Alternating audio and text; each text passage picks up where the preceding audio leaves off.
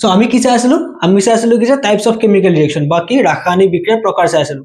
তাত আমি কিমানলৈকে চালো ডাবল ডিসপ্লেসমেন্টলৈকে বা আমাৰ কি ডি অপহৰণলৈকে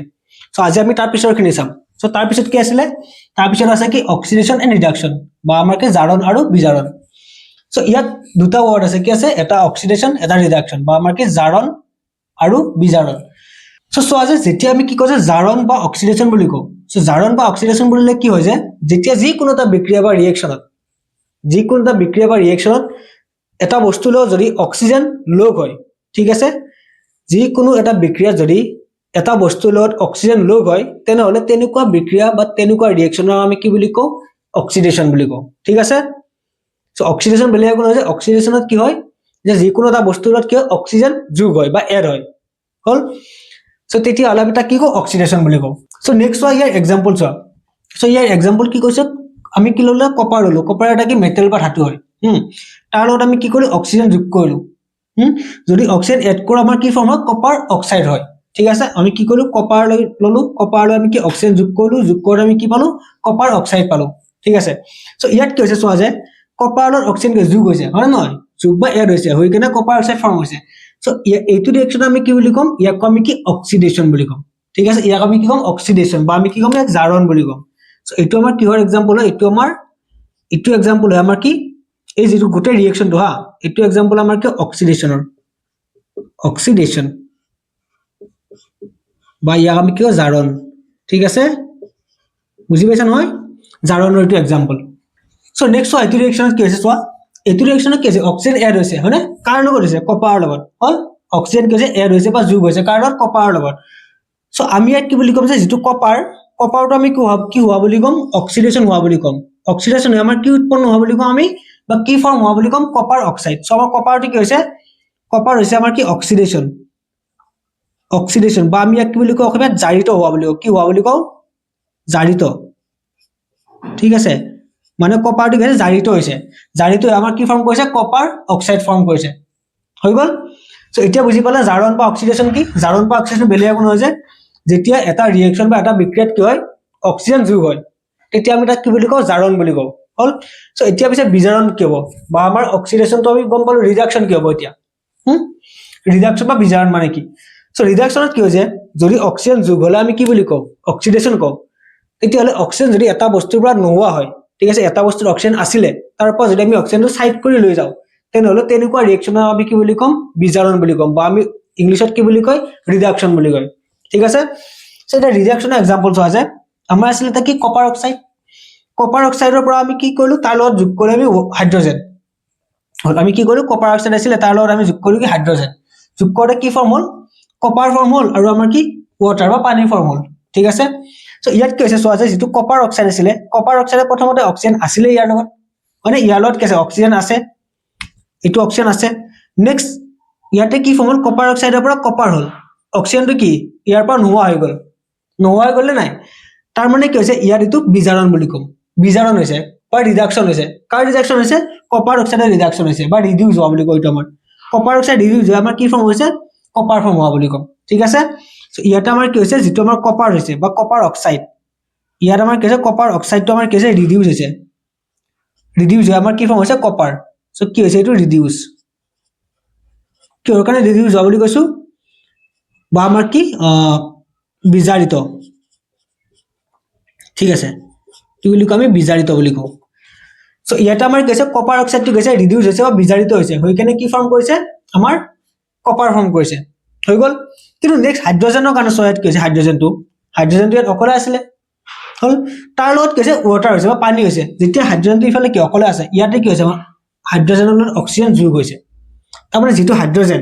ইটো কিন্তু কি হৈছে ই অক্সিডেশন হৈছে বা আমাৰ কি ইটো আমাৰ জাৰিত হৈছে হয় নহয় চোৱা কাৰণ হাইড্ৰোজেনৰ লগত কি অক্সিজেন যোগ হৈছে না হাইড্ৰোজেনটো অকলে আছিলে ইয়াৰ লগত কি অক্সিজেন যোগ হ'ল তাৰমানে ই আমাৰ কি হৈছে জাৰিত বা অক্সিডেশন হৈছে ইয়াতে ঠিক আছে সো আমি ইয়াতে কি দুটা বস্তু পালো এইটো ৰিয়েকচনৰ কাৰণে আমি কি পালো ইয়াত জাৰণো পালো আমি বিজাৰণো পালো বা আমি অক্সিডেশনো পালো ইয়াত আমি কিবা ৰিডাকশনো পালো ঠিক আছে তো ইয়াত আমি দুটাই পালো বুজি পাইছা নে সো কিহৰ কাৰণে পালো কাৰণ আমাৰ যেটো হাইড্ৰোজেন সেইটো আমাৰ কি অক্সিডেশন বা জাৰিত হৈছে হল আৰু যেটো আমাৰ কি আছিলে কপাৰ অক্সাইড আছিলে কপাৰ অক্সাইডটো আমাৰ কি বিজাৰিত হৈছিলে বিজাৰিত হৈ আমাৰ কি ফৰ্ম কৰিছিলে কপাৰ ফৰ্ম কৰিছিলে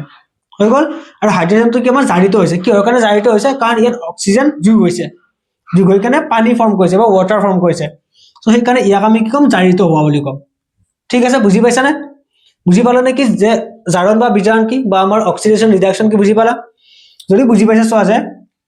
এতিয়া চোৱা এইটো ৰিয়েকশন আমি কি দুটাই হ'ল ফাৰ্স্ট আমি ইটো পাইছিলো কি ইয়াতে আমাৰ কি আছিল কপাৰ আছিল তাৰ লগত আমাৰ কি অক্সিজেন যোগ হৈছিল হৈ কপাৰ অক্সাইড আছিল ইয়াতে আমি কি কেৱল এটা পাইছিলো কি পাইছিলো তো জাৰণ বা আমাৰ কি অক্সিডেশন পাইছিলো হল কিন্তু ইয়াত আমি কি দুটাই পালো ৰিডাকশনো পাইছো অক্সিডেশনো পাইছো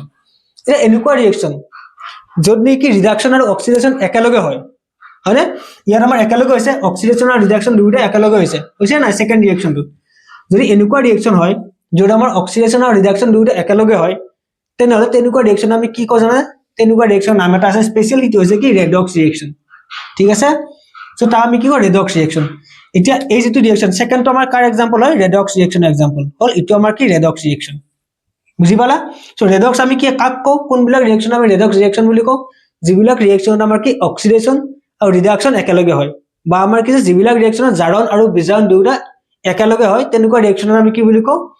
আমি ৰেডক্স ৰিয়েকশন বুলি কওঁ ঠিক আছে সো ডেফিনেশনটো লিখি দিছো আমি মই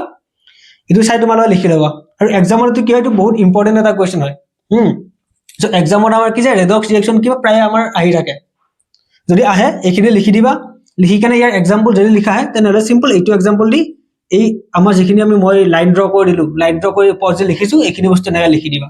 হল যিবিলাক আমাৰ আছামিজ মিডিয়ামৰ আছে সেইখিনি কেৱল অসমীয়াখিনি লিখিবা আৰু যিবিলাক ইংলিছ মিডিয়ামৰ আছে সেইবিলাক কেৱল ইংলিছখিনি লিখি দিলে হৈ যাব ঠিক আছে বুজি পাইছা এতিয়া ওকে সো নেক্সট আমাৰ চোৱা আছে এইখিনিতে আমাৰ প্ৰায় ৰিয়েকশন যিবিলাক টাইপ আছিলে টাইপ আমাৰ কি এই পাঁচটা আছিলে আমি যি আগতে চাৰিটা পাইছো আৰু এইটো এই পাঁচটা সো আগতে আমি কি চাৰিটা পাইছিলো ফাৰ্স্ট টাইম পাইছিলো কম্বিনেশন ৰিয়েকশন বা সংযোজন বিক্ৰিয়া মানে তাৰ আমাৰ কি যে দুটা বা তাতকে বেছি আমাৰ কি হৈ যায়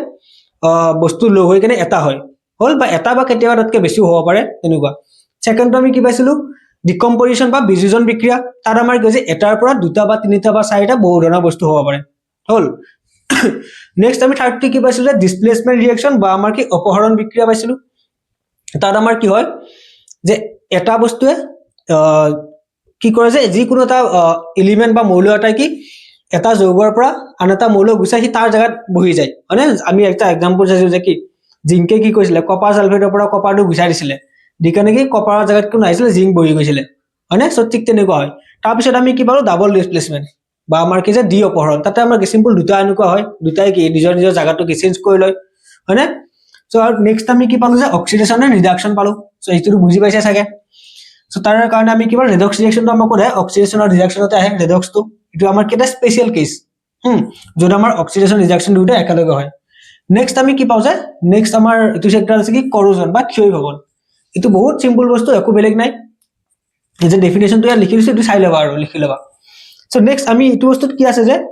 যদি আমি যি কোনো এটা মেটাল বা এটা ধাতু আমি যে বাহিৰত থৈ দিও যেনেকৈ আমি আমাৰ মেইনলি সাইকেলখনৰ কথা ভাবো বা আমাৰ যি কোনো এটা বস্তুৰ কথা ভাবা যদি ঘৰত এনেই কিছুদিন পৰি থাকে